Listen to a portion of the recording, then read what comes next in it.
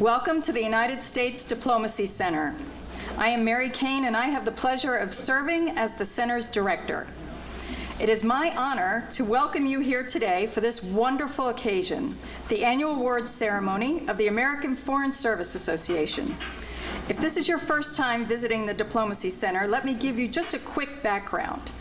The Diplomacy Center is the first museum in the nation dedicated to telling the stories of American diplomacy. Our mission is to inspire discovery of how American diplomacy shapes our nation's prosperity and security. So it's very appropriate that today we honor the best among our Foreign Service and the wider Foreign Service community. We are so happy to have you here. And I know we're all anxious to get started today, so we are going to start the show. But first, let me introduce Undersecretary of State for Political Affairs, David Hale.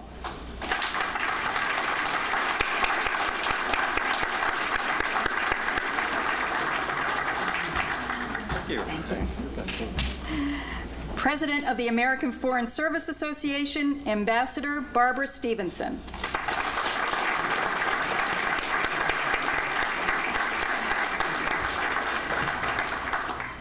And the recipient of this year's award for lifetime contributions to American diplomacy, Ambassador Ronald Neumann.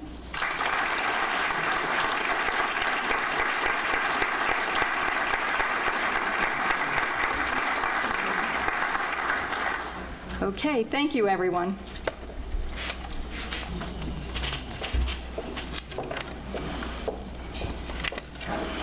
Good afternoon, colleagues, friends, and honored guests. Welcome to AFSA's annual award ceremony, which provides us with an occasion to recognize some of the best that the Foreign Service and the Foreign Service community has to offer. AFSA takes great pride in being able to honor the dedication, patriotism, and sheer excellence of the professional career Foreign Service. And there's something very special about being able to do that in the presence of a piece of the Berlin Wall. It takes me back to all those years we worked on a Europe whole, free, and at peace. So let me just thank Mary and her U.S. Diplomacy Center colleagues for welcoming us here today.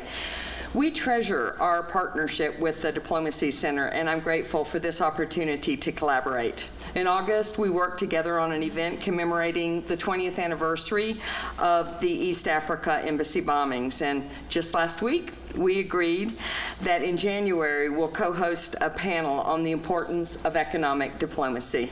So I'm happy to have that cooperation.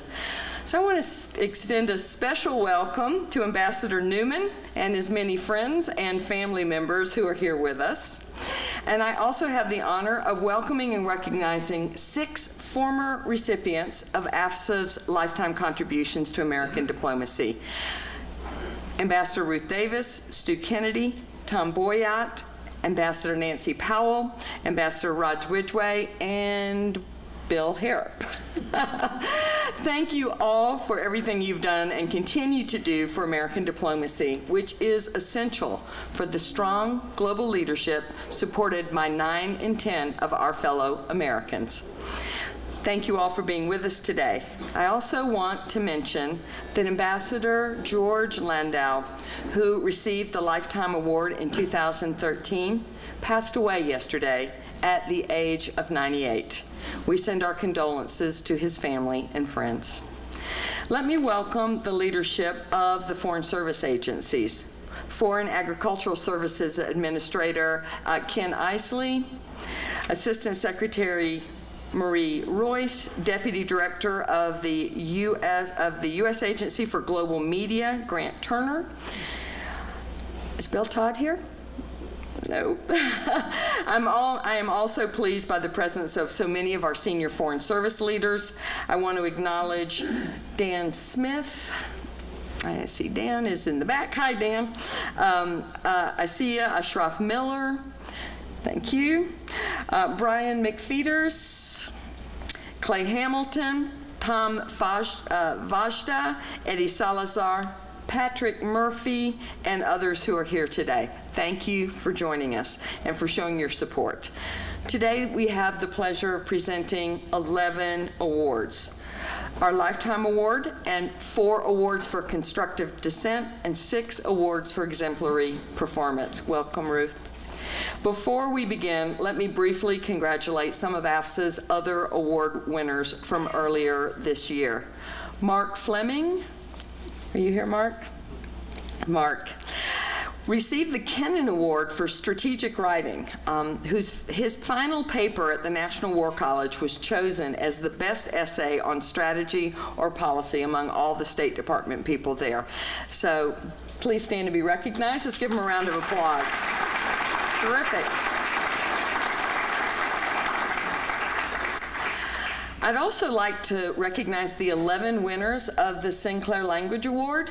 Where are you? Sinclair winners. Given to those who excel in the study or use of Category 3 or 4 languages at FSI.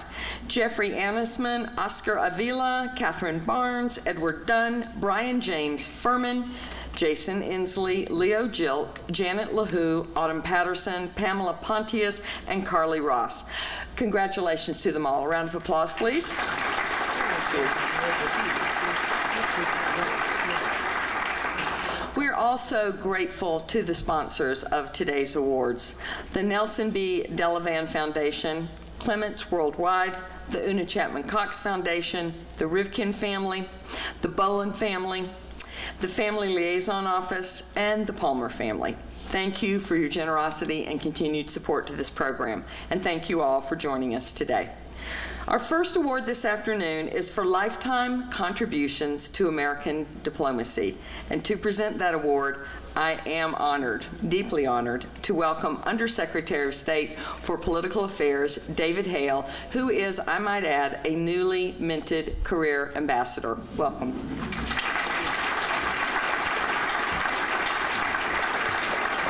Thank you. Thank you very much. Good afternoon. It's a real pleasure to join you.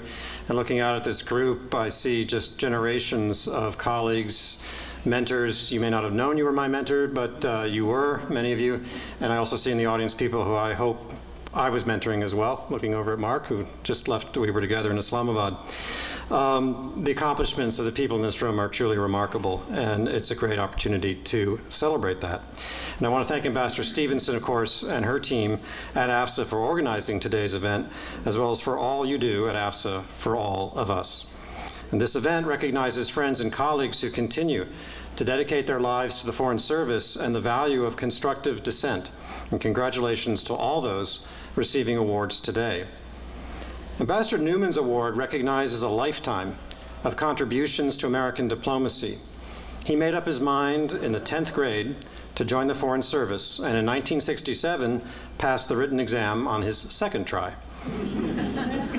So take faith for those who are still trying. Perhaps it was the natural progression for a son whose father, who I did meet once, would go on to be ambassador to Afghanistan, Morocco, and Saudi Arabia. Ambassador Newman has distinguished himself in advancing American interests, protecting American citizens, and laying the foundation for increased security and prosperity in our world.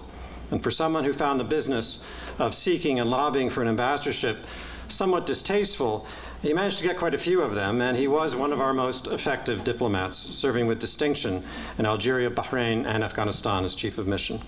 And those appointments likely came precisely because he was not promoting himself, but putting others and our nation's interests first.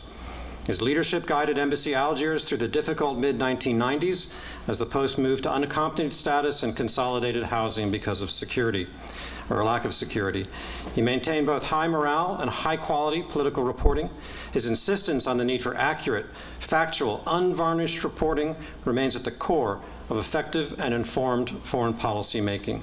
And when he finished that first ambassadorship, many patted him on the back for improving relations with Algeria. But what mattered to him was that he left behind a mission that was proud of, and I quote him, its accomplishment, its quality, and its values. And whether violence in Algeria, or riots in Bahrain, or war in Afghanistan, Ambassador Newman rose to the challenges and carried his team with him. He's a friend and mentor to many gathered here and many more who walk the hallways of this building. Since leaving the Foreign Service, he has continued to be one of its greatest champions. He's guided efforts to strengthen the Foreign Service through his leadership of the American Academy of Diplomacy. Started by individuals like George Kennan, Dean Rusk, and the man whose name is behind me, this small organization has remained committed to educating Americans on what diplomacy is all about. Its work in speaking and writing about foreign policy priorities, that is the Academy's work, and the need to support the people who serve those ends ensures American diplomats remain the very finest in the world. And Ron, yours has been a life of service to America. We're thankful for your example and your support of those who carry forward your commitment to diplomacy. As Undersecretary of State, it's my honor to present you with this American Foreign Service Association Lifetime Contributions to American Diplomacy Award. And congratulations, Ron.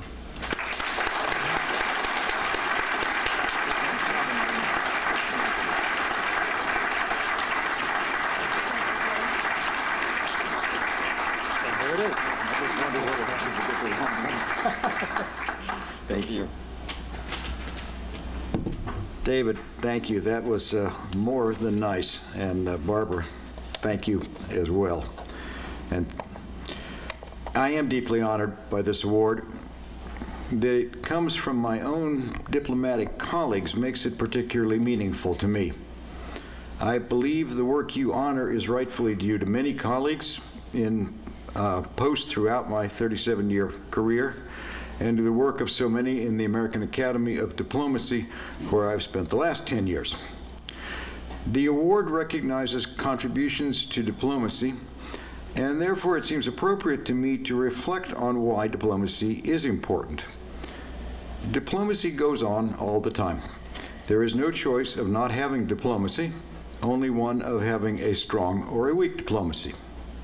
The great issues of policy rightfully are the domain of our elected leaders. America's professional diplomats are constantly aware that they owe obedience to their elected leaders within the context of their loyalty to the constitutional system that establishes the role and duties of our elected and appointed leaders. This is a function of the oath Foreign Service officers take, an oath to the Constitution. That oath, the first in history to a system of government rather than a person or a king, was designed by our first Congress for George Washington.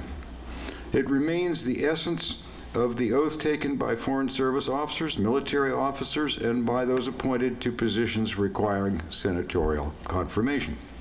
The purpose of diplomacy is to advance the national interest in matters great and small. It involves the protection of Americans overseas, and protecting those at home from threats from abroad. It includes assistance to the success of American commerce. Policy may be determined by a few, although in our system it is sometimes includes almost too many somewhat squabbling agencies and departments. But whether it is set by a few or by many, the successful execution of policy depends above all on a strong diplomacy.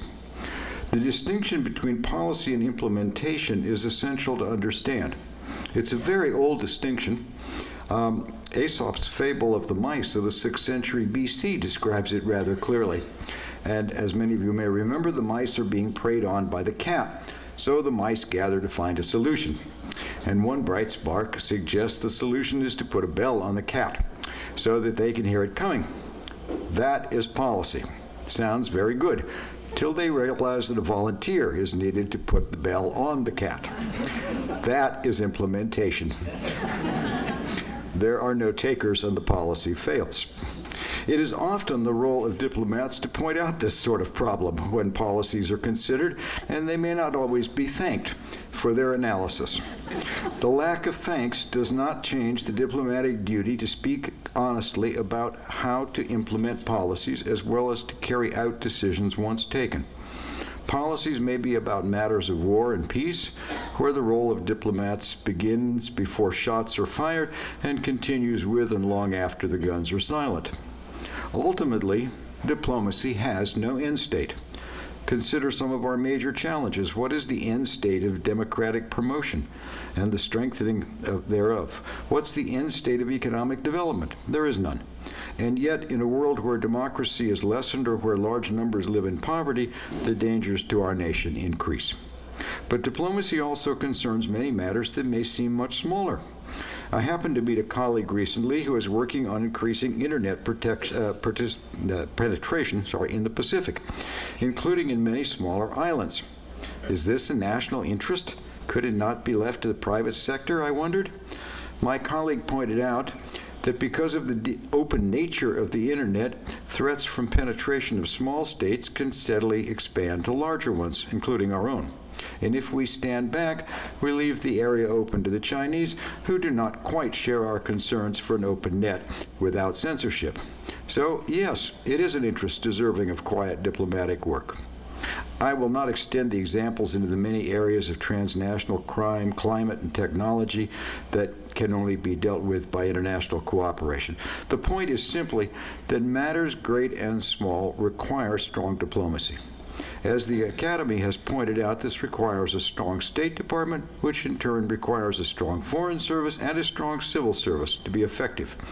I will come back to that point in a moment, but first I want to consider whether diplomacy is really a profession worthy of supporting a strong professional cadre to carry it out. Diplomacy lacks many of the characteristics of a profession.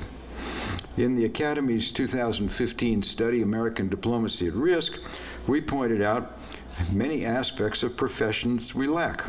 We compared diplomacy with other professions such as law and medicine, and we noted that we do not have a professional certification, a mastery test, or rigorous requirements for continuing education.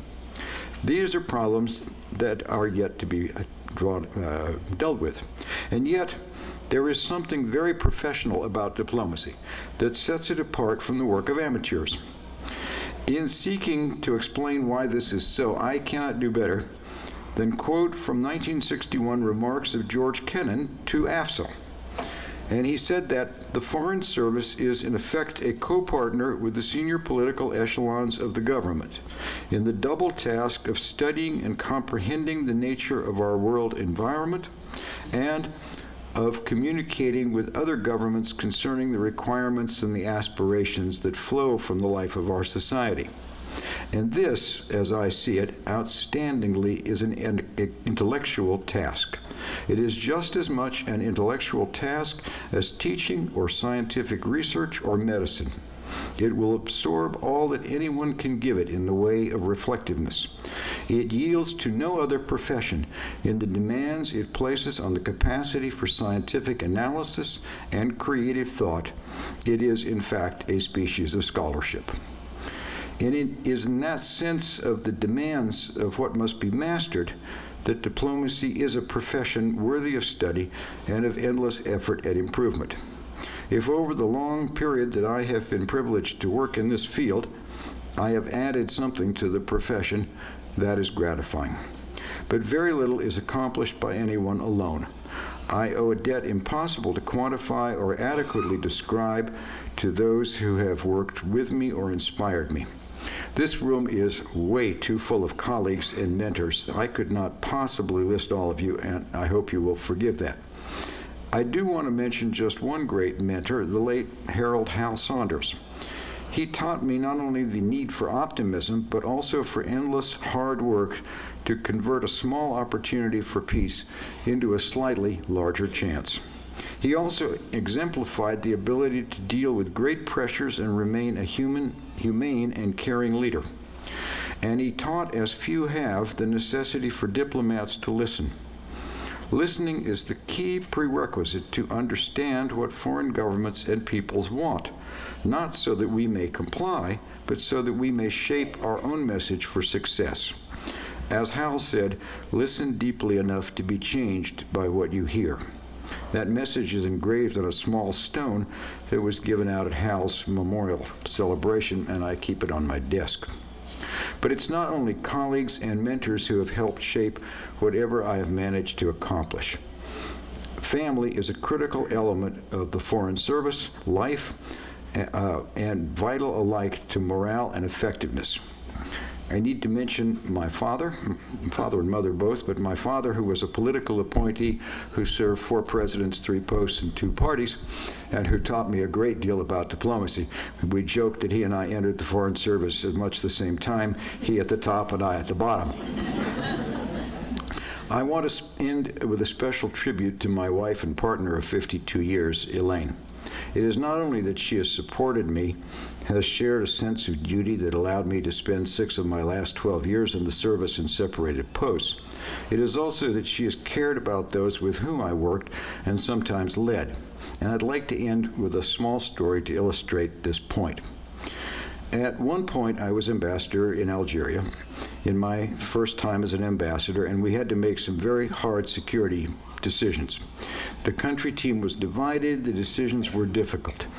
At one point, I was talking about post morale on the phone, and Elaine, who because of the security situation was not allowed in country, was listening, and she remarked, "You sound awfully grumpy." I replied, "I'm not grumpy." But then I went away and I thought about what she'd said, and I thought to myself that I'd never wanted to lead an unhappy team, and I resolved on various steps to pull us together. In this, as in so many cases, a great many who worked for me will never fully know how much they owe my wife for great leadership. I think it is that way for many in our profession. What we accomplish owes as much to so many colleagues and family alike. That remains true in my sort of retirement as president of the American Academy of Diplomacy. So many colleagues have given and continue to give freely of their time and their creativity. The task of improving America's diplomacy, like diplomacy itself, has no end. It goes on. It is a worthy mission. And I thank all of those who have strengthened and helped me along the way in working on it. In that spirit, I accept the reward on behalf of all who have been a part of the work you've been so kind as to honor. Thank you.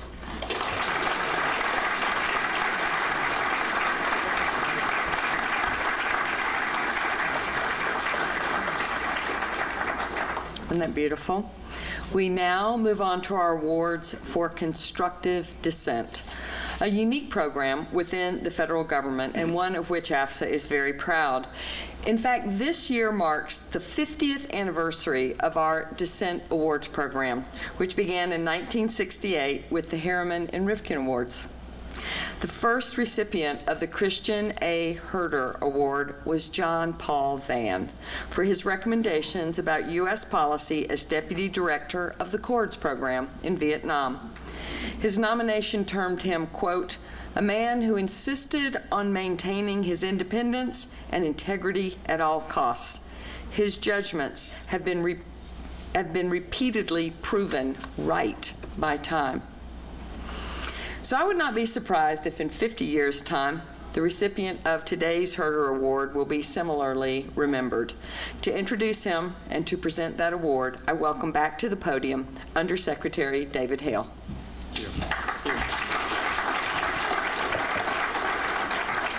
Thank you, Barbara, for allowing me to present the Christian A. Herter Award to my immediate predecessor, Ambassador Tom Shannon. And as you mentioned, Barbara, this award for constructive dissent has inspired so many to keep taking a hard look at American foreign policy. A diversity of ideas is absolutely essential, and nowhere more so than at the State Department and in the difficult task of diplomacy that Ambassador Neumann so eloquently spoke of.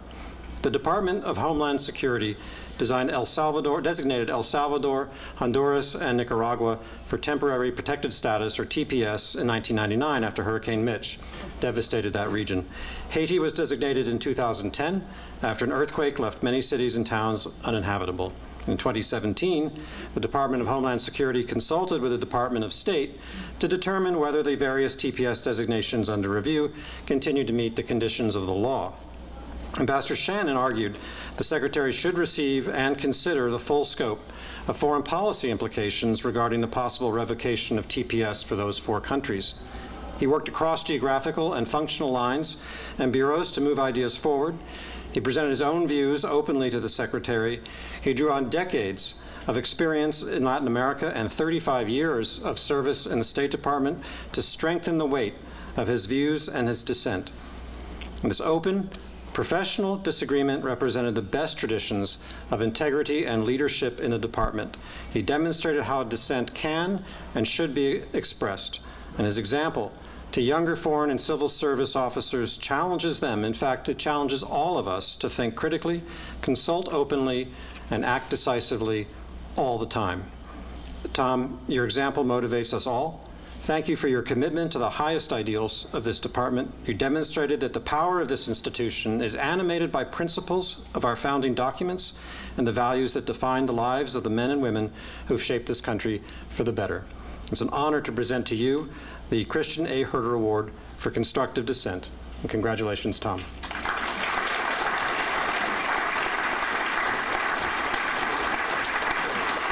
this one? Is that the right one? Yeah.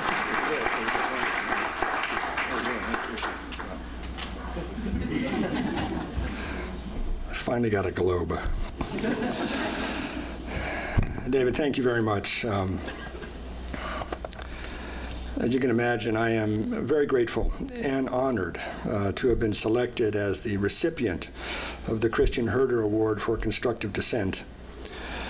I actually know who Christian Herter is and was. I know this because John Negroponte's original commission was signed by Christian Herter, and he used to hang it in his office. And as Dwight Eisenhower, Secretary of State, it was a reminder to me of the longevity of our service and the incredible depth of experience that we had. The fact that I was working with someone who had worked for President Eisenhower and for Secretary Herter was remarkable for me at the time. And so this award actually has special meaning because it underscores the depth of our profession and the way in which the past reaches out to touch the present.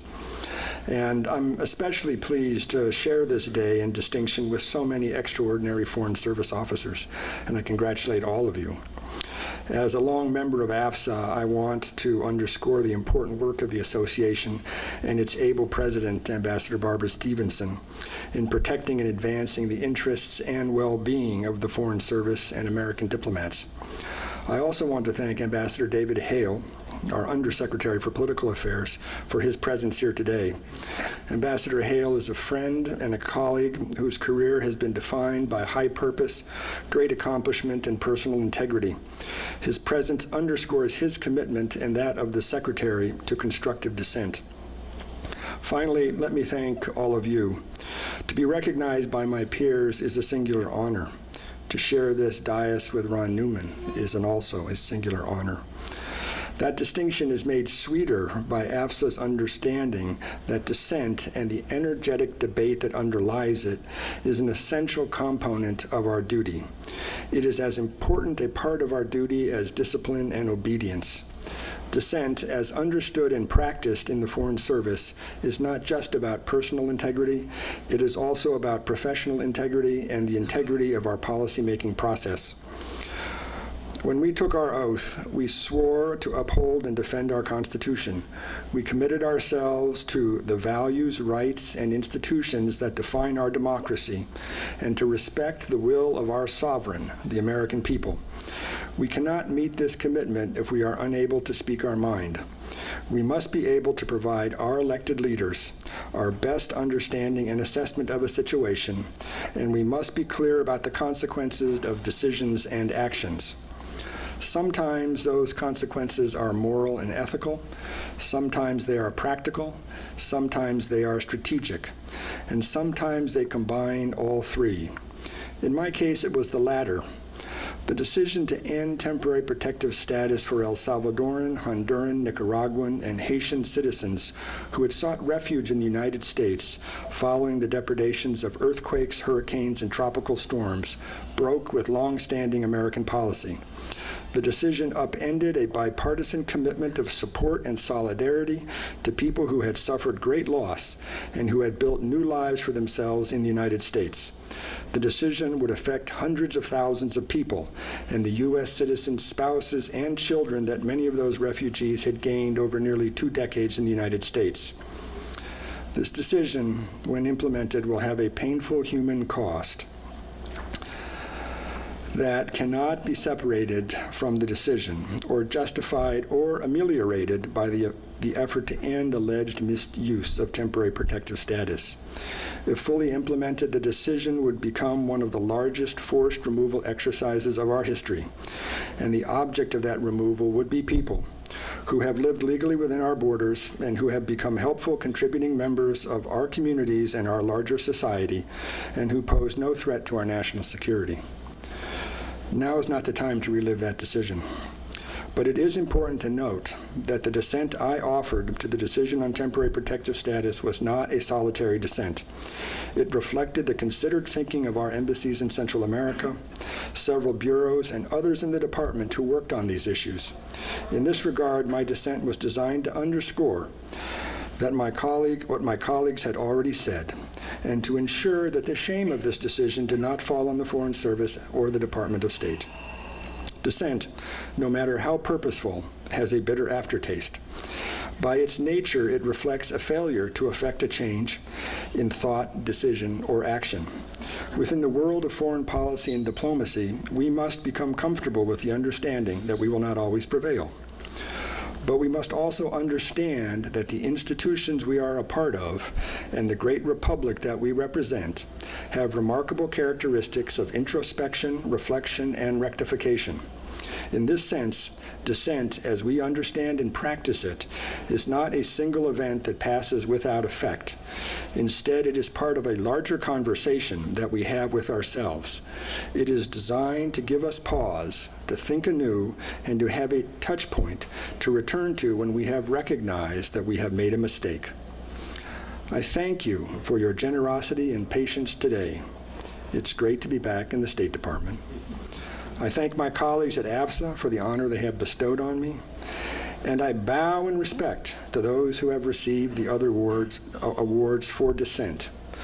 They have taken to heart the wisdom of St. Paul, who wrote in his letter to the Romans, "Do not be conformed to this world, but instead be transformed by the renewal of your mind, that by testing you may discern what is the will of God, what is good and acceptable and perfect."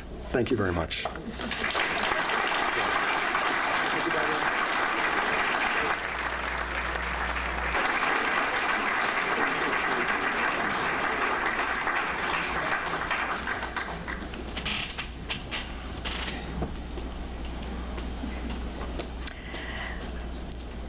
This year's recipient of the William Rivkin Award for Constructive Dissent by a mid-level Foreign Service officer is unable to join us this year, but it's for the best of reasons. She just had a baby.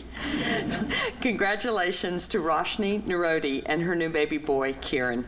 It's now my honor to introduce Charles Rivkin to present the Constructive Dissent Award named for his father. Thank you, Charles.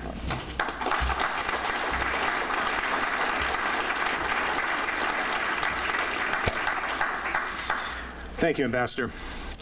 So good afternoon, everybody. I am honored to have a chance on this day to present the William R. Rivkin Award for Intellectual Courage and Constructive Dissent on the 50th anniversary, as was said earlier, of these awards. And I want to recognize Ambassador Tom Boyott here in the audience, who has been central to the Dissent Awarded States, which are unique to the State Department since their inception.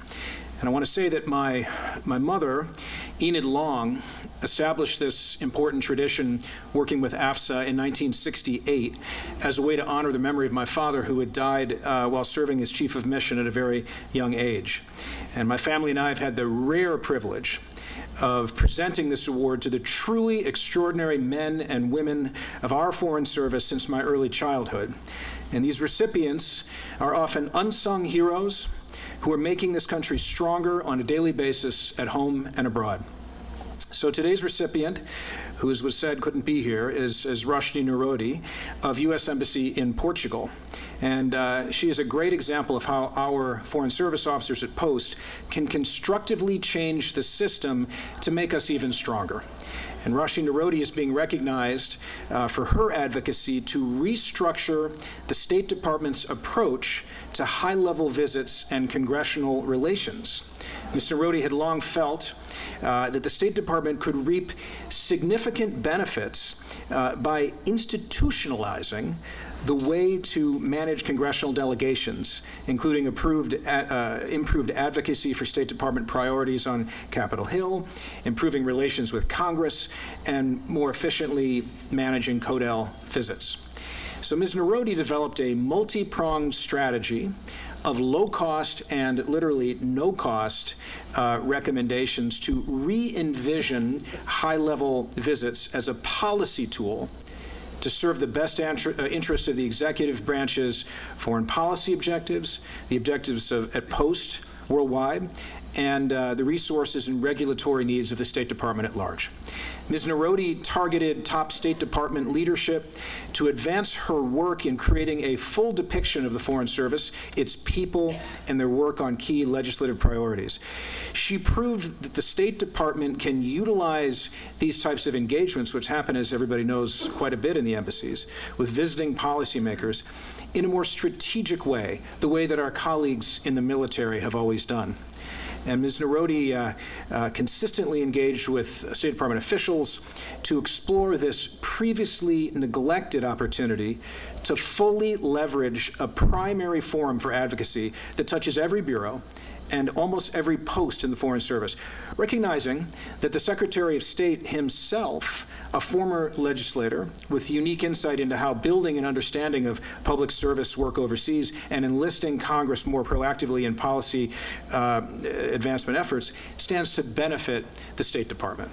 So in the tradition of the William R. Rivkin Award, Ms. Nirody's ideas helped improve the effectiveness of our diplomacy and advocacy abroad. Congratulations to her. And now I'd like Han Waltuka to, Madam Lily Waltuka will receive the award on behalf of the recipient. Congratulations.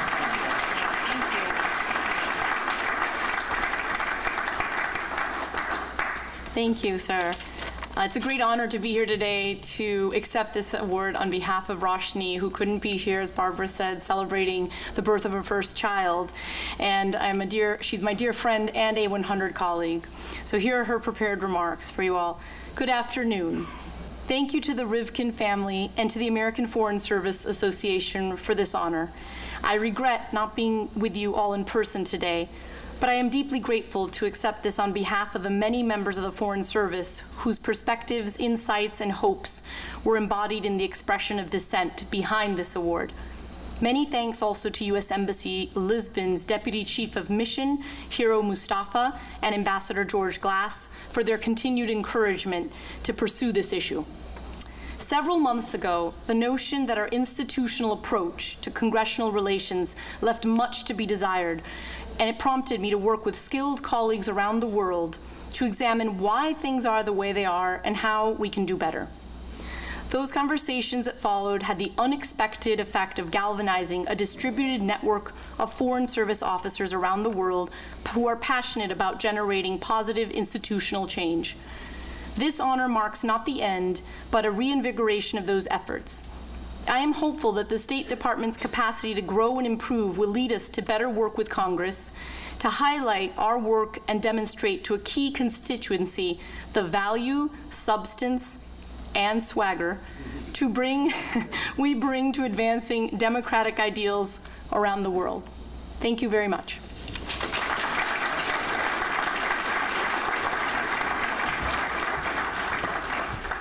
Couldn't help but think we need to sign Ms. Nirody up for AFSA. Now, at this time, I'd like to ask Ambassador Lino Gutiérrez to present the Averil Harriman Award for Constructive Dissent by an Entry-Level Officer. Lino? Thank you. Good afternoon. I'm honored here for several reasons today. I'm honored to represent the Una Chapman Cox Foundation, which has advocated for a strong and professional foreign service for the last 38 years. I'm honored to share the stage with my friend, colleague, shall we say suite mate? We share a suite at 1200 18th Street Northwest. Suite 902, come visit. American Academy of Diplomacy and the Cox Foundation. I'm honored that my colleague, Tom Shannon, was here. Okay.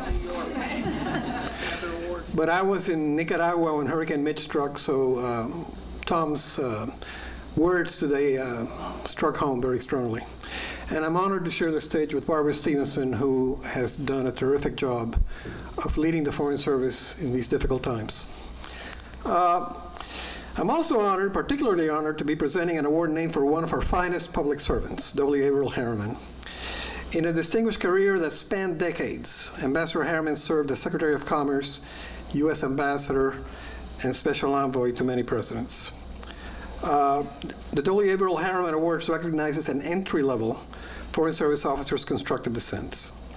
50 years ago, the first Harriman Award was bestowed to Stacy B. Lloyd, who engaged with local Laotian leaders during the Vietnam War. Today, we honor a worthy successor to Stacy Lloyd, Elena Augustine. Ms. Augustine is being honored for her constructive and well-argued dissent channel named Shaping U.S. Policy on the Korean-U.S. Free Trade Agreement, an opportunity for the Department of State to lead. This cable directly contributed and shaped the successful conclusion of negotiations to amend the U.S.-Korean Free Trade Agreement, which reaffirmed the U.S. commitment to the trade deal. In Ms. Augustine's dissent cable, she recommended that the U.S. not withdraw from the agreement, but instead work with the U.S. government partners to clearly define success, formulate a path to achieve that success, and ensure that the White House and U.S. Trade Representative took the regional strategic context into account. She skillfully tailored her reporting to the U.S. Trade Representative and interagency policymakers, and accurately predicted. You know, I was told when I was younger, Foreign Service officers should never predict. But obviously, Ms. Augustine didn't listen to me, and she was right. She accurately predicted Korean requests, alerted Washington most South Koreans saw trade and security issues as linked, and warned about the dangers of overreaching. By actively shaping the interagency discussion, she directly contributed to the successful negotiations to amend the agreement. Elena's actions, once again, exemplify the value added that Foreign Service officers provide to our foreign policy process. No one knows foreign countries or the international scene better than FSOs, like Elena Augustine. Elena, we look forward to following your career into the future. You're certainly making quite the impression already. I mean, how many second tour officers dare to do something like this? I mean, I'm amazed by it. Please join me to receive your well-deserved award.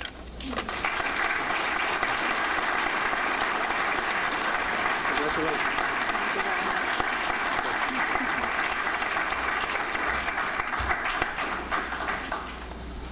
It's an honor to be here. I imagine that dissent is always tricky, but it's especially tricky to dissent on trade policy from the State Department. I was and am under no illusions that the White House and the U.S. Trade Representative have the lead on trade policy, but unlike the State Department, USTR usually doesn't have boots on the ground to explain U.S. trade policy to stakeholders abroad, or to hear their legitimate concerns about U.S. calls to amend or terminate free trade agreements. The State Department clearly has a role to play on trade, and I would say it's an important role, because we provide those boots on the ground that feed crucial information to USTR and to the White House to inform policy and negotiations. From 2016 to 2018, I was those boots on the ground in South Korea. I had hundreds of hours of conversations about the U.S.-Korea Free Trade Agreement, otherwise known as KORUS, with counterparts in the U.S. and Korean governments, as well as the U.S. and Korean private sector, academia, civil society, labor unions, and think tanks. The majority of what I learned in these conversations went into front channel reporting intended to give policymakers the fullest and most accurate snapshot of likely Korean demands and what U.S. businesses and the various elements of Korean society thought about KORUS and our approach to amending it. What concerned me, though, were the conversations that I had with people across the U.S. interagency about our policy on KORUS and the vacuum of information that existed about its finer points, what success would look like in amending the agreement, or the path to achieve fair and balanced trade.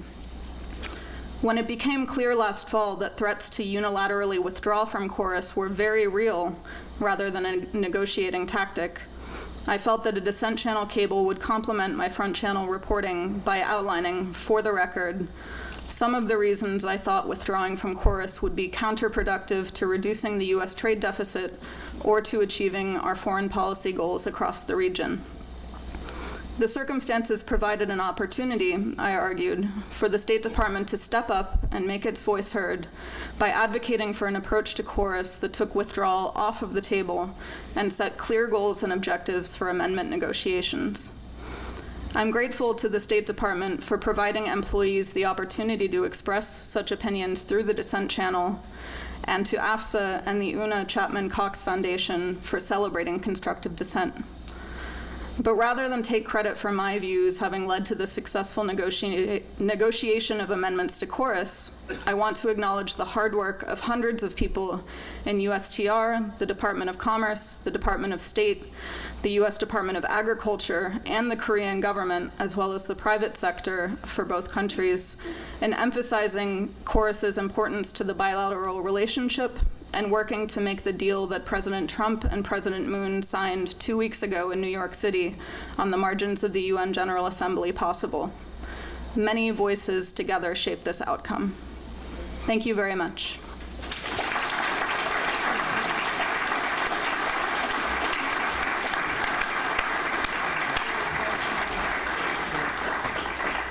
Thank you, Elena. We now move on to our awards. Now I'd like to ask Ambassador Bill Harrop to present the F. Allen Tex Harris Award for Constructive Dissent for a Foreign Service Specialist. Bill?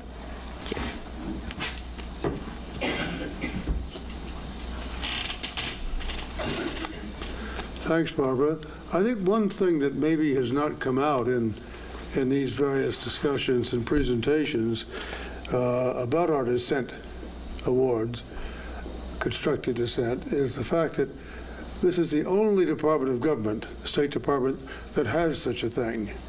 It's something that we're proud of, but we're also, I think, distinctively proud of it because this department in which we're sitting now is the only one in Washington which has such an avenue, a way of expressing dissent and a constructive way in which non-conforming views will be looked at and will be appreciated by the policymakers at the top. Part of the understanding is that a dissent channel message will be read by the director of the policy planning staff, and if he thinks it's significant, he'll pass it on to the deputy secretary, undersecretaries, or the Secretary of State. As was mentioned earlier, the Dissent Channel Awards of AFSA's, rather the Dissent Awards of AFSA, were begun 50 years ago. However, only in the year 2000 did we realize that, in fact, we had awards for senior, middle grade, and junior Foreign Service officers, but did not have one for specialists. And we felt it was high time to do that, and the Delavan Foundation, which I represent, it was my wife's father that made this foundation possible, were pleased to pick up the idea of funding this award. It's named after F. Allen Tex Harris, whom I think most people in this room know. Tex is about 6'5" and weighs about 320 pounds, and he's hard to miss. But he also is a very effective and very consistent sponsor of the Foreign Service and of AFSA. The first winner of the award back in the year 2000 was Frontis Wiggins. Wiggins was a young officer then. He was an electronic specialist, a technical guy, and he really pushed and spearheaded for a complete reform in the systems of the State Department's computer system, which I think anyone who was around at that time can agree was desperately needed when we were using Wang computers and having a very difficult time indeed. But anyway, it was a well-chosen award winner because Frontis went on to become the State Department's Chief Information Officer and just retired from that function this year. The winner this year is Joseph Connors, who has been working in the Consulate General in Frankfurt His dissent I think, was a very interesting one. It really had to do with accountability. It so happens, this is something I had no idea of until I read the recommendation for the award. Frankfurt is the center for distribution of all the medicines that go out to American posts around the world. That is to say, insulin, vaccines for babies, habit-forming pain-killing drugs, all kinds of medicines that we need in the Foreign Service. Possibly habit-forming. I don't mean to say they necessarily are.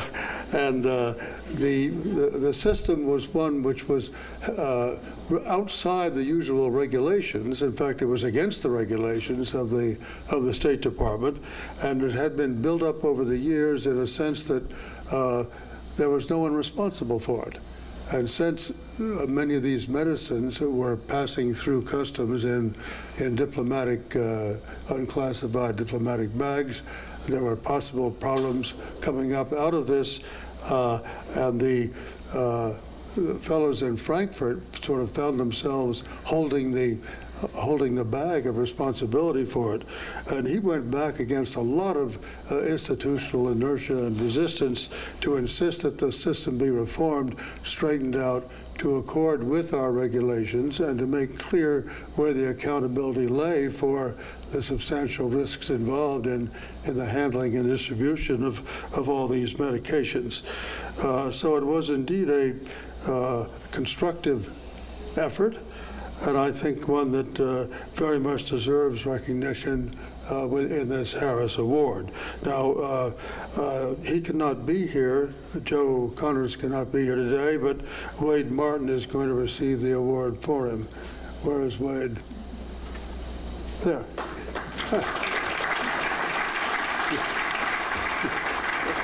You worried me. I didn't get up. You all right? Thank you. Yeah. So Joe couldn't be here, but he did send me some words to pass on his behalf. Joe is both honored and humbled to receive this award, and extremely grateful to the personnel of the American Consulate General in Frankfurt, whose cooperation enabled the successful outcome. Joe didn't provide me a lot of words on everything that was done, but he did give me a list of people he would like to thank. The American Foreign Service Association and the Nelson B. Delavan Foundation for recognizing the importance of dissent.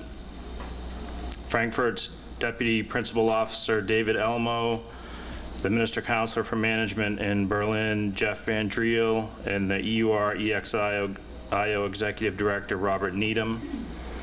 Their support and recognition of the importance of this issue fueled our resolve to implement change. Joe also would like to thank the Frankfurt Information Management Officer Danny Garner and Management Officer Michelle Burton, whose support serve as an example of fearless leadership. Next on the list, A Bureau's Office of Logistics Management and Diplomatic Pouch and Mail for their cooperation and patience through this arduous process and working with Frankfurt to come to an equitable solution. And the IPC in Frankfurt for all of the research and documentation they had to go through to prepare the dissent. And finally, Joe thanks his family and friends for keeping the wind in his sail and the sun on his face. Thank you.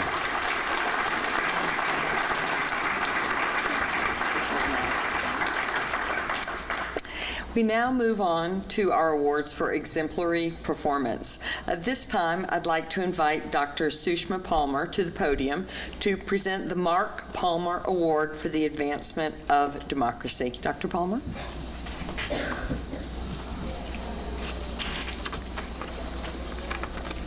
Thank you, Ambassador Stephenson. It's a pleasure to be here, and it's a special honor to present the Mark Palmer Award for the Advancement of Democracy, which was established in 2015 in memory and honor of my late husband, Ambassador Mark Palmer, and his lifelong passion for promoting democracy and human rights. The award recognizes members of the U.S. Foreign Services who embody bold and creative achievement and demonstrate imaginative, determined, and effective means to promote democracy and expand freedom in closed societies. Once again, our panel had the enviable task of considering many outstanding candidates. We had 9 fantastic people who were recommended, so it was very difficult to decide. This year's award is shared by 2 distinguished diplomats, first of which is David Bargueño of our consulate in Karachi. Countering strong cultural hurdles, David pursued multiple avenues to promote gender equality in a country which doesn't expect and doesn't accept gender equality. He especially spotlighted the fate of local female activists who were known as the Karachi Champions. He offered the consulate to the fledgling LGBTI community in Karachi as a safe haven to meet, organize, and to advance their rights. David partnered with the UN. He partnered with local businesses. He partnered with civil society. He combined traditional public diplomacy with social media. And he hosted regular roundtable discussions at the consulate to resolve differences among the various groups. All in all, David, your efforts have made a lasting contribution to the cause of human rights in Pakistan. Mr. Bargueño, it's my pleasure to invite you to receive the Mark Palmer Award for the Advancement of Democracy.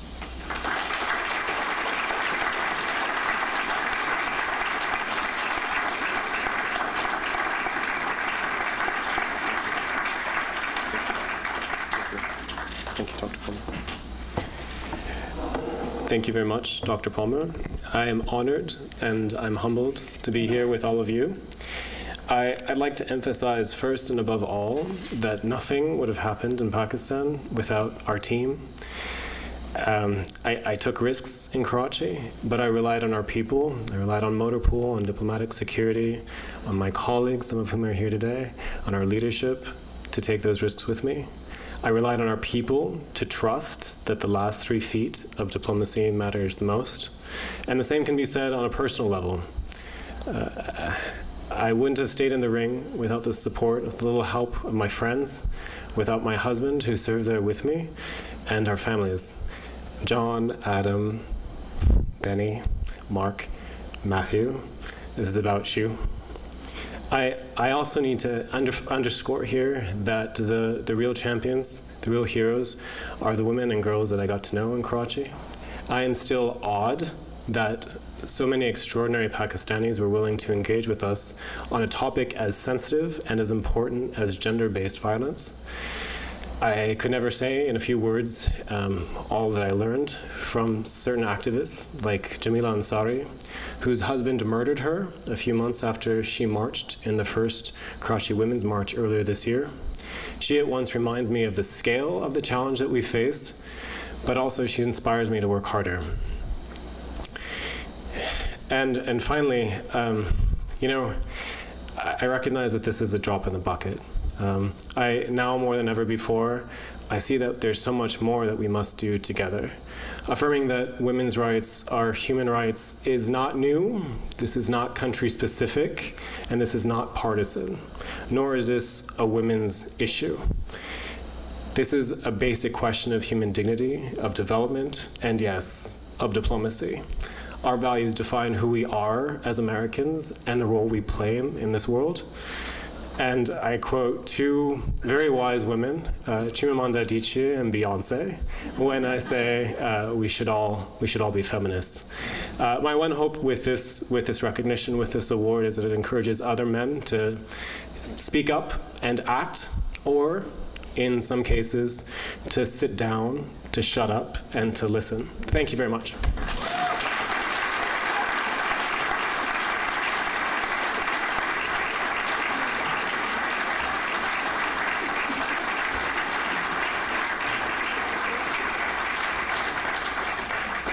Well, that was terrific. Thank you very much, Mr. Bargueño.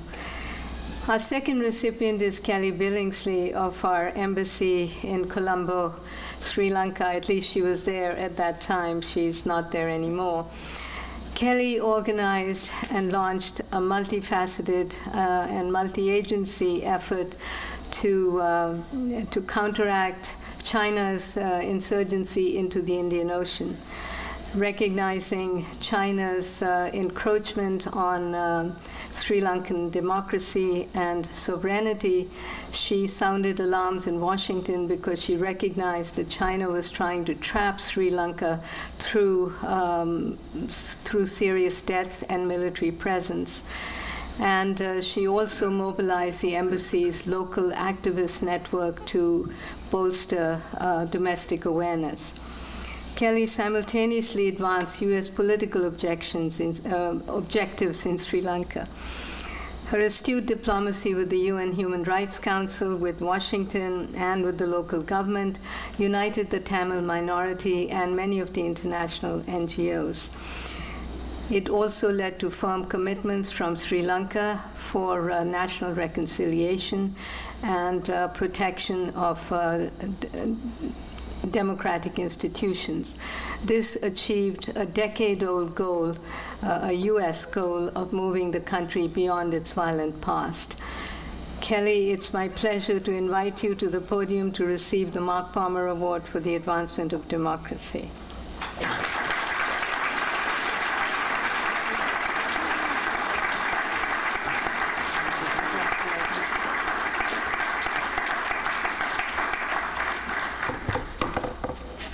Thank you very much. It's an honor to be among such distinguished colleagues.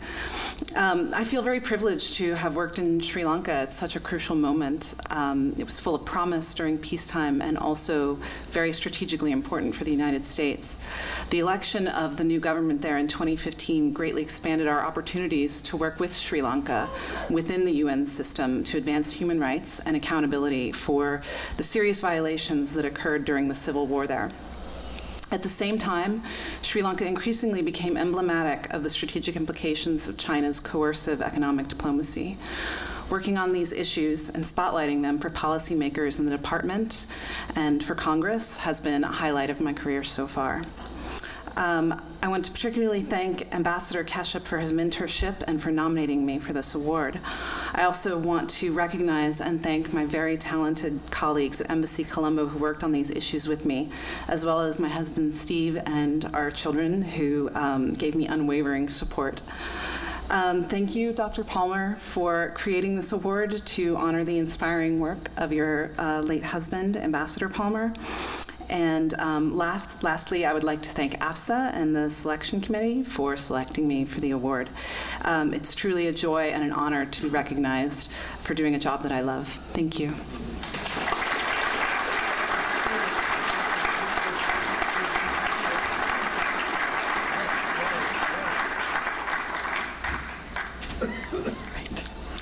The honor of presenting the award for achievements and contributions to the American Foreign Service Association falls to me, and I couldn't be more pleased. This award recognizes an active duty or retired AFSA member of any of the foreign affairs agencies represented by AFSA who's made a significant non-monetary contribution to the association. This year's recipient is someone known to many people in this room, Ambassador Pat Butenis, a tremendous Foreign Service officer and someone I'm privileged to call a friend. There are many reasons to honor Pat, but today we do so for her work bringing AFSA's outreach efforts to a new level, beginning with her leadership on this issue during her time on the AFSA Governing Board starting in 2015 and continuing into retirement in her home community of New Jersey. She's a tireless advocate for the importance of telling the Foreign Service story, and few do it better. After a distinguished career that included serving as ambassador to Bangladesh, Sri Lanka, and the Maldives, deputy chief of mission in Baghdad, and dean of the School of Professional and Area Studies at the Foreign Service Institute, Pat retired in 2015 with the rank of career minister and stepped forward with only the most minor arm twisting to serve on the 2015 and 2017 AFSA governing board. During that time, she took an immediate and active interest in shaping the future of AFSA outreach to retirees. Working with fellow board members and members of AFSA staff, she pushed for reforms to the Association's Speakers Bureau, advocated for additional resources in retiree engagement and outreach, and led the way in the early development of talking points, briefing materials, and other resources to tell the Foreign Service story across the country. She was instrumental in ensuring that outreach became a strategic pillar for the association, emphasizing in particular the need to speak specifically to retiree members and to equip them to become effective advocates on behalf of the Foreign Service and diplomacy. Pat has herself been tireless in personal outreach in her part of the country. A resident of South Jersey, she has met with countless schools and universities in Trenton and Philly and elsewhere. She's demonstrated in action what she envisions for her fellow AFSA retiree members, educating students, retirees, and her neighbors about what diplomats do and why it matters. As you might be able to tell, I'm a fan. It's therefore my pleasure to welcome Ambassador Patricia Butenis to the podium. Pat?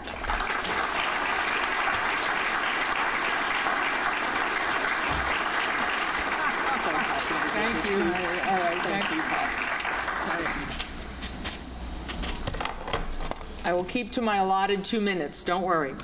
I want to thank AFSA and, of course, Barbara, Ambassador Stephenson. But what I really want to do today is harangue everybody in the Foreign Service, active duty and retired, to get out there and engage with your local communities on the role, the work, and the value of the Foreign Service. I felt this was extremely important when I retired, and it matters even more now. How many times do we complain that Americans, our friends, our neighbors, even our families don't really understand what we do, often in the most difficult and dangerous places in the world, to promote American policies, interests, and values, that outside the Beltway, we remain unknown and unsung? That everybody knows what the U.S. military does. What about us? Who knows what we do? Well, the solution is not to keep complaining and wondering, but to take action in our own communities by telling our fascinating stories. How many times have people said to me, or to some of you, you should write a book? I didn't know you did that.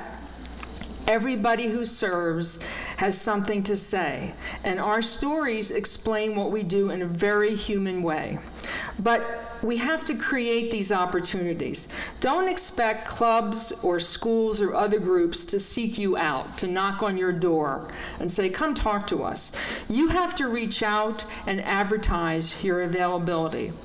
I wrote to every Catholic high school in New Jersey when I retired and moved back to my hometown, offering to talk on career day, civics classes, or even one-on-one mentoring. And as a tip, I quickly learned to say at no charge. And I received invitations to some very rewarding engagements, connections with kids that I'll always remember. So please do this. It matters now more than ever. Thank you.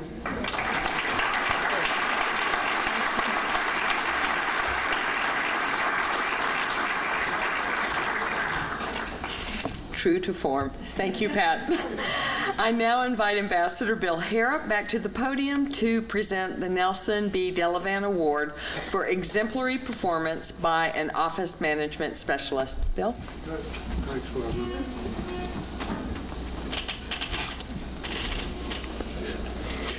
Barbara. I think anyone who's worked as an ambassador or a section chief or in any supervisory role in the Foreign Service and posts all over the world, has a very clear idea of the importance of the office management specialist. This is something that these people really, I used to feel that it made my arm longer to have a really fine friend and office management specialist to work with. A very, very important role in the Foreign Service, and I think it's a fine thing that we do have this award to recognize especially effective and contributing office management specialists. This year, the award goes to Margaret Kennett, who is the office management specialist in the regional security officer in Embassy Kampala in Uganda. She is known in that mission as someone you can always turn to if you need something done. If you need a volunteer to step in, if you need someone to take an unhappy or difficult job, need someone to go out and meet at a children's school to do something there, all things that she's done, need someone to play Santa Claus at the children's Christmas party. Whatever it may be, Margaret Kennett is the person who has lifted morale in Kampala because of her willingness to be available, to help, to be someone who contributed to everyone's needs and happiness at the post. And I think it's just a volunteer leadership, I think, is something that we can all really recognize and ought to recognize by award in this case. And I'm very happy to give this award to Margaret Kennett. Margaret, where you?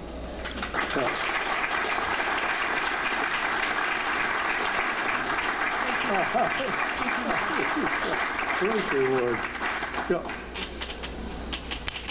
Good. Thank you very much, sir.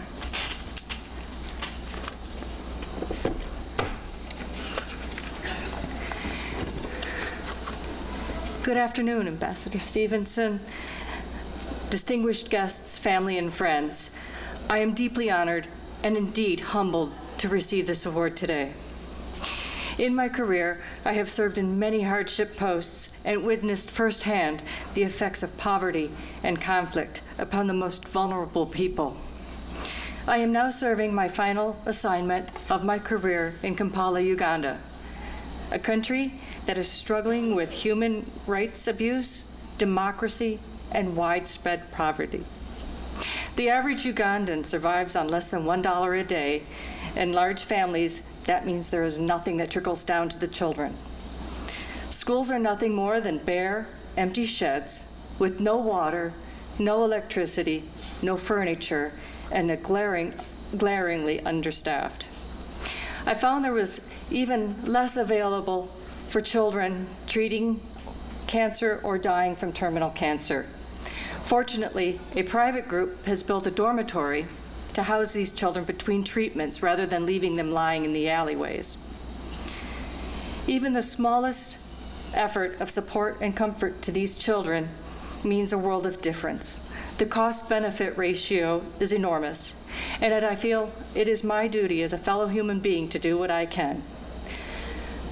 I would like to thank my husband, who couldn't be here, for his support, because I would not be here without it. He has gone along with every crazy idea I've ever come up with, never told me something was impossible, and his first questions were, what do you need and what do I need to do? I am so grateful to my colleagues for their support, and know that when I am ready to retire next year, I will be able to give more time to those in need in my own country. Thanks also to my DCM who nominated me, and to the Delavan family. Thank you all.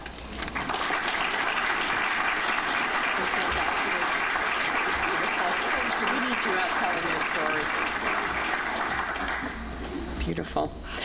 I now invite John Clements, CEO of Clements Worldwide, to come to the podium to present the M. Juanita Guess Award for exemplary performance by a community liaison officer.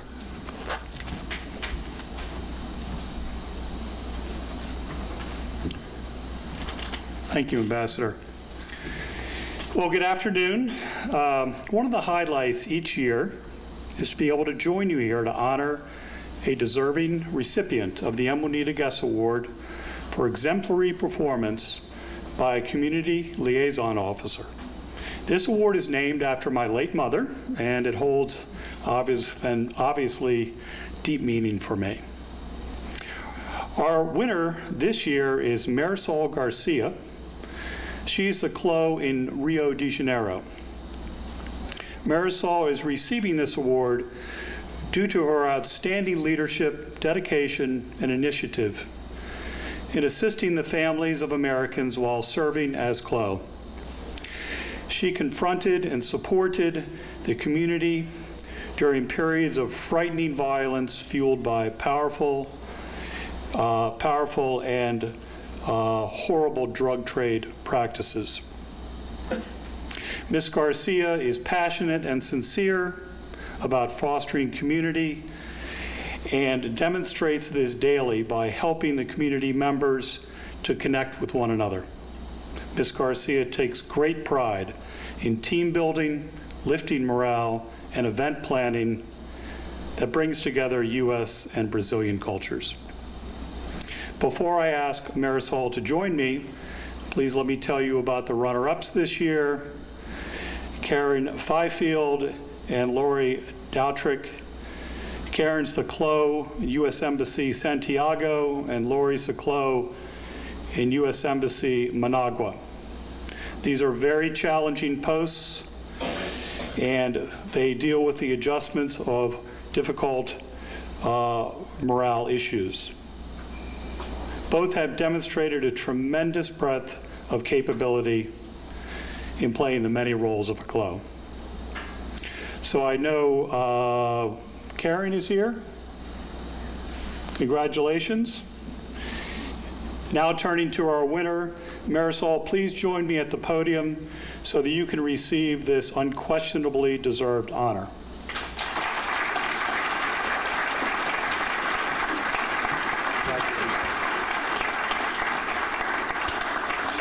Thank you. You're welcome. Thank you. All right, I'll make this short. This is such a humbling honor. I'd like to take a moment to thank Mr. Clements and Clements Worldwide, as well as AFSA for this award, and everyone here tonight for recognizing the CLO position and the work of dedicated CLOs worldwide. I was lucky enough, because I just moved to California, I was lucky enough to serve the Rio de Janeiro consulate community in Brazil for 2 years.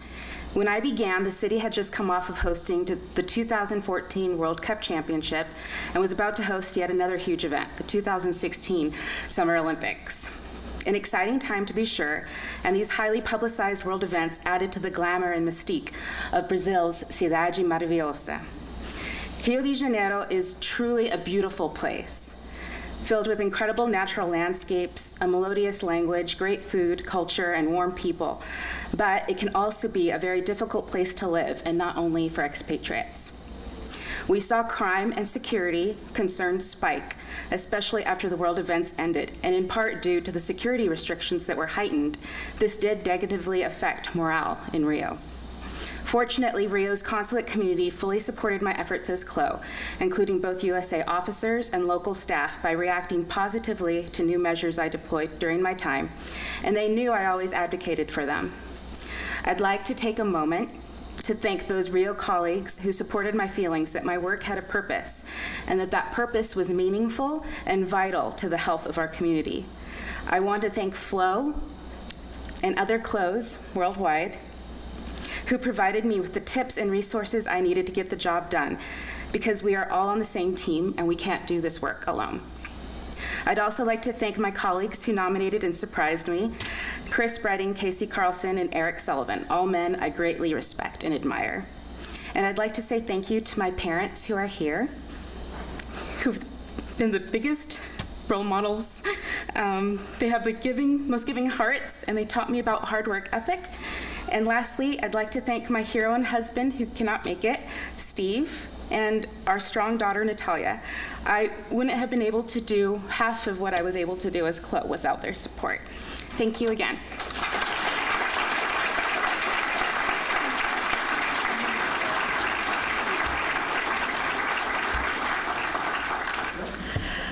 I now invite Ambassador Avis Bolin to present the Avis Bolin Award for exemplary performance by an eligible family member on behalf of the Bolin family.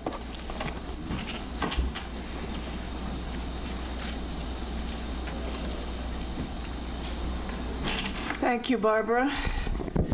Good afternoon.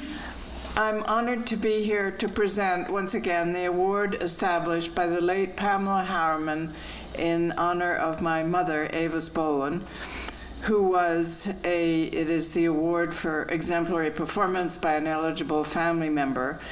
It was actually founded as an award for a Foreign Service wife in the era when there were still white gloves and hats and seams in your stockings.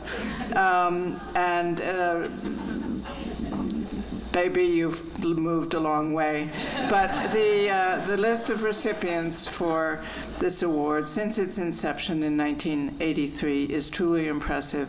And then and now, I think the importance of family members in creating bonds with the other country, with the country that the embassy is in, is really not changed. This year we had a very strong pool of nominations to choose from, and before I announce this year's recipient, I want to recognize this year's runner-up, Judith Martin of the U.S. Embassy in Lomé, Togo. Judith was unable to join us in person, but I ask you to give her a round of applause. Thank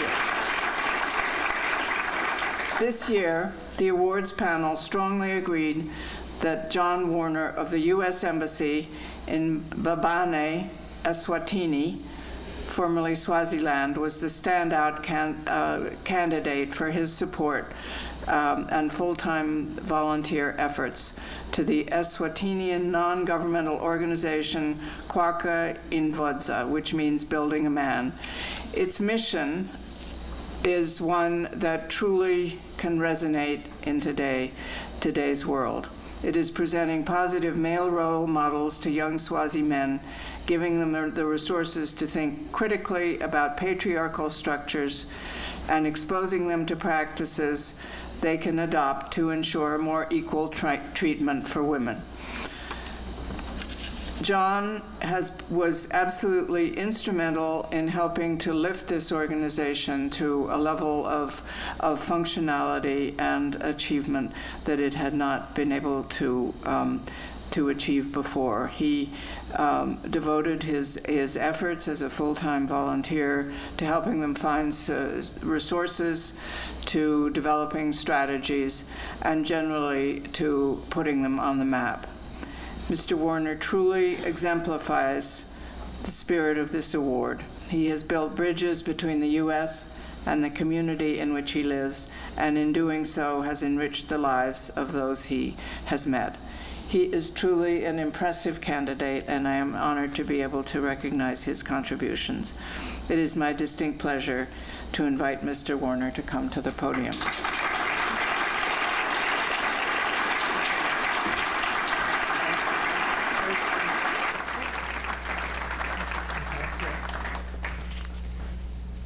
Thank you, Ambassador Bolin. Good afternoon, everyone. Moving from my previous post, where I often worked 12-hour shifts, to Swaziland, where I was unemployed, was an extremely difficult transition for me. However, volunteering with Kwaka Invodza, which means building a man, definitely helped to give my life some purpose and a sense of focus. It also forced me to challenge aspects of toxic masculinity within myself and to step way outside my comfort zone. To say that I've grown, both personally and professionally, as a result of my volunteer work would be a gross understatement. I believe that I now have the psychological freedom and the confidence to, if necessary, be a stay-at-home dad to my newborn son, Jonah, who's in the back. To this end, I'd like to thank the director of Kwaka Invodza, Mr. Tom Churchyard, for allowing me to be a part of his wonderful and diverse team in Swaziland. I'd like to thank Ambassador Lisa Peterson for nominating me without my knowledge for this exciting award. I must also thank the American Foreign Service Association for agreeing with my ambassador and for being nothing short of accommodating and professional throughout this entire process. I also want to thank Ambassador Boland's mother, the late Mrs. Avis Boland, for being such an incredible example to EFMs all over the world. To my wife Joya and my family, I love you. Last but not least, thanks to God, for without him nothing is possible. Congratulations to all my fellow awardees. Thank you.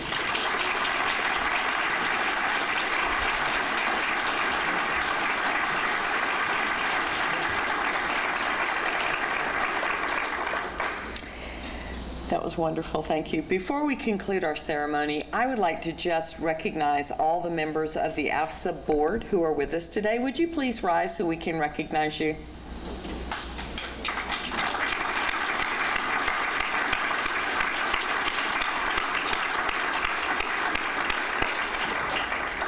And quickly, members of the awards committee, please rise. Thank you.